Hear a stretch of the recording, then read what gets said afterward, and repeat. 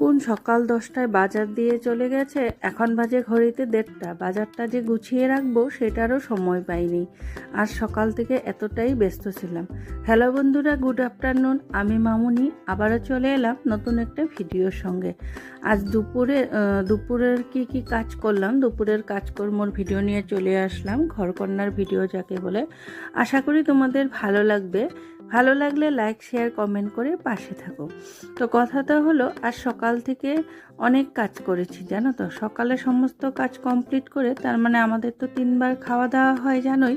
তো সকালের ভাতের ঝামেলাটা করে আমি গিয়েছিলাম বাইরের কাজ করতে। যেটাকে বুঝাচ্ছি, আমাদের তো জানোই আমরা দোতলার উপরে মানে 2nd ফ্লোরে থাকি। তো মানুষে বলে বিল্ডিংয়ে থাকা ভালো, কিন্তু আমি বলি গ্রামে থাকা অনেক ভালো জানো তো। কেননা উপরে থাকতে গেলে অনেক সমস্যা পোহাতে হয়। যেরকম ধরো, এক প্যাকেট যদি তুমি চিপস খাও, সেটাকেও তোমার সোনার মতন করে গুছিয়ে রেখে দিতে হবে। বস্তাতে ভরে হোক, ডাস্টবিনে হোক, কোথায় ফেলবে, ফেলার তো জায়গা নেই। তো এইভাবে করে কাগজ জমাতে জমাতে সারাদিন তো কম হয় না।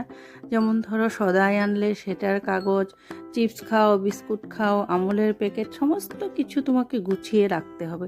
তো এইভাবে রাখতে রাখতে 2 বস্তার মতন গার্বেজ জমে গিয়েছিল। তো এগুলোকে তো পুড়তে হবে।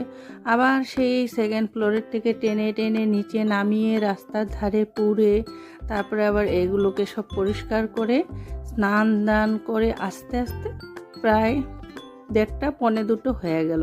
এদিকে সকালে বড়মশাই বাজারে ব্যাগটা রেখে গেছে, তো বাজারটা তো আর গুছানোর টাইম পাই নাই। আর গ্রামের বাড়িতে থাকলে তো ধরো, যাদের মাটি অনেক থাকে তাদের এগুলো সুবিধা হয় না। ঝাড় দিয়ে এক কোনায় রেখে দিলে, সময় মতন জ্বালিয়ে দিলে কাজটা ইজি হয়ে যায়। আর আমাদের জন্য না কাজটা খুবই প্রবলেম, কারণ যেমন ধরো সবজি যে আমরা কাটি, সেগুলোকে আমাদের জমিয়ে রাখতে হয়। গরু ছাগল যখন রাস্তায় দেখি, তখন দৌড়ে দৌড়ে গিয়ে দিতে হয়। তো উপরে থাকা না অনেক প্রবলেম। আমি তো বলি, যারা গ্রামে আছে তারা খুব শান্তিতে আছে।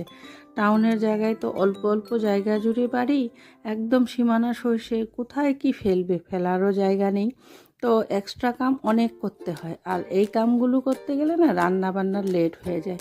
তো আজ আমার সেই অবস্থাই হয়েছে। তো সকালবেলা 10:30 কি পৌনে 11টার দিকে সকালের খাবার দাবার কমপ্লিট করে আমি এই জাবরের বস্তা নিয়ে নেমেছিলাম। তো এগুলো জ্বালিয়ে ঠালিয়ে পরিষ্কার করে আস্তে আস্তে প্রায় 1:30 পৌনে 2। তারপরে এসে যে বাজারটা গুছিয়ে নিয়েছি। বাজারটা যদি গুছিয়ে না নিই, রান্নাটা তো করা হয় না, কারণ গুছগাছ না